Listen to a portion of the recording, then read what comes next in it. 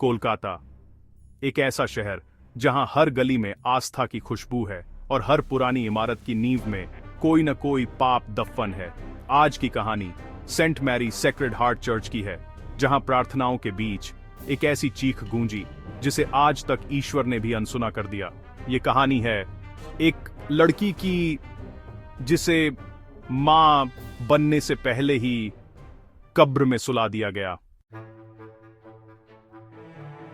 Saint Mary Sacred Heart Church सिर्फ एक church नहीं था, यह उन लड़कियों का घर था जो इस दुनिया के हर रिश्ते, हर सुख, हर सपने को त्याग कर खुद को ईश्वर के चरणों में समर्पित कर देती थीं।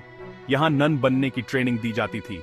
सालों तक अनुशासन, मौन, प्रार्थना और आत्मत्याग। मार्च का आखिरी शनिवार था। शाम की प्रेयर चल रही थी। तभी मदर सुपीरियर एग्नेस एक नई लड़की को लेकर अंदर आई। ये है मारिया, गॉड्स स्पेशल चाइल्ड। उम्र मुश्किल से 22 साल, चेहरा पढ़ा लिखा, सादगी में भी सुंदर, लेकिन उसकी आंखों में कुछ था, कुछ टूटा हुआ, कुछ ऐसा जो किसी प्रार्थना से नहीं जुड़ता। मारिया ने किसी की तरफ नहीं देखा, न सिर झुकाया, न मुस्कुराई।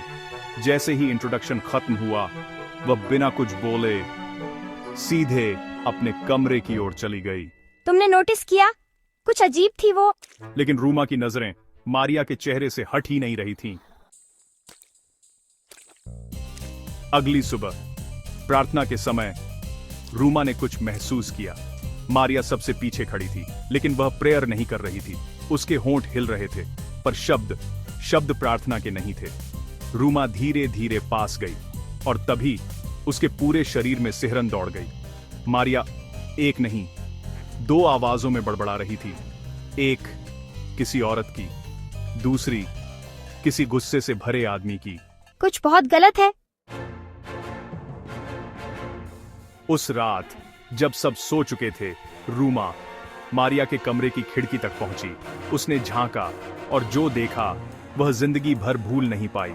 मारिया कुर्सी पर बैठी थी, लेकिन उसका शरीर इंसानी नहीं लग रहा था। हाथ पैर ऐसे मुड़े थे जैसे हड्डियां रबर की हों, गर्दन पूरी उल्टी दिशा में।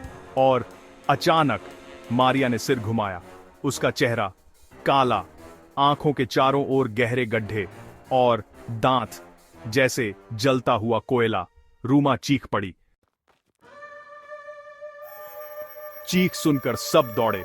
मदर एग्नेस ने जैसे ही अंदर झांका, उनके हाथ से क्रॉस छूट गया। मारिया जानवर की तरह गुर्राई और अगले ही पल मदर एग्नेस पर झपट पड़ी।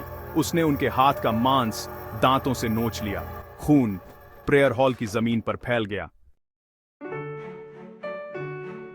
फादर स्टीव समझ चुके थे, यह बीमारी नहीं थी, यह कब्जा था।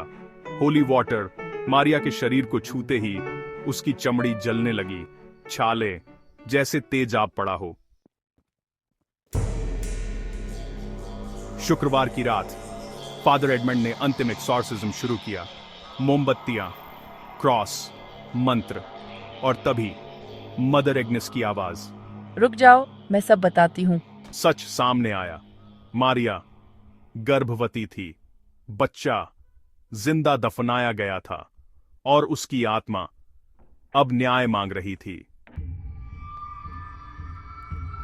एक बाप, एक सजा। मदर एग्नेस और फादर नील आग में जल गए। मारिया बेहोश पड़ी थी।